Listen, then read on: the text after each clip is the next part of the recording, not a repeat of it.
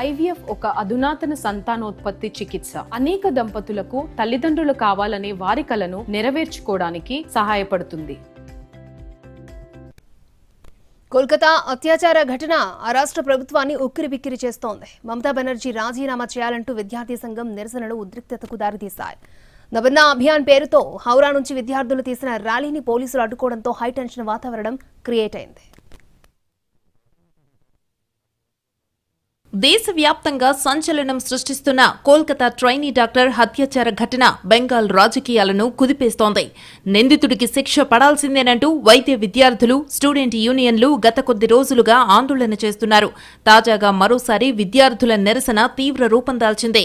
నబన్నా అభియాన్ అంటే సచివాలయం ముట్టడి పేరుతో హౌరా బ్రిడ్జ్ నుంచి విద్యార్థులు తీసిన ర్యాలీని పోలీసులు అడ్డుకున్నారు.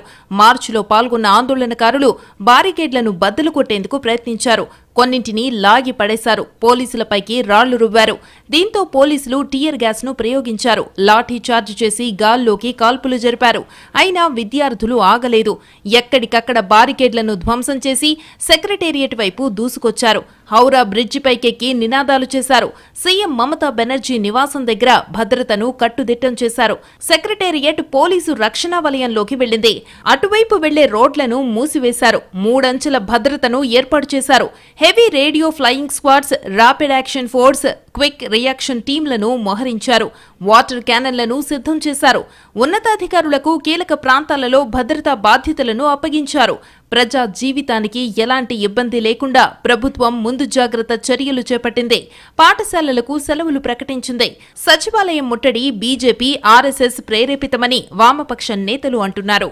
మార్చి జరిగే సమయంలో హింసకు పాల్పడేందుకు కుట్ర పన్నారని ఆరోపిస్తూ 4 విద్యార్థులను అరెస్టు చేశారు. విద్యార్థులు మిస్ అయ్యారంటూ కొందరు రాజకీయ నేతలు తప్పుడు ప్రచారానికి పాల్పడుతున్నారని బెంగాల్ పోలీసులు అంటున్నారు. విద్యార్థుల కుటుంబాలు హైకోర్టును ఆశ్రయించాయని బీజేపీ అంటుంటే కోర్టులో కలుద్దామని పోలీసులు పోస్టు పెట్టారు. హత్యాచార ఘటనను నిరసిస్తూ ఆందోళన చేస్తున్న జూనియర్ వైద్యులు సచివాలయం ముట్టడికి దూరంగా ఉన్నారు. ఛాత్ర సమాజ్ విభాగంతో తమకు ఎలాంటి సంబంధమూ లేదని జూనియర్ వైద్యులు ప్రకటించారు. ఇదిలా ఉంటే కేసును దర్యాప్తు చేస్తున్న సీబీఐ కీలక సమాచారాన్ని సేకరిస్తోంది. నిందితుడు సంజయ్ రాయ్ వాడిన బైక్ ను స్వాధీనం చేసుకున్న పోలీసులు బైక్ ని సీబీఐకి అప్పగించారు. అయితే ఆ బైక్ పోలీస్ కమిషనర్ పేరిట రిజిస్ట్రేషన్ అయిందంటూ సోషల్ మీడియాలో వైరల్ అయింది. అయితే దీనిపై పోలీసులు క్లారిటీ ఇచ్చారు. కన్ఫ్యూజ్ చేసేందుకే ఇలా చేశారని పోలీసులు కొట్టిపారేశారు. వాహనాలన్నీ నగర కమిషనర్ పేరిట రిజిస్టర్ అవుతాయని, ఆ తరువాత వాటిని పోలీస్ యూనిట్లకు కేటాయిస్తారని తెలిపారు.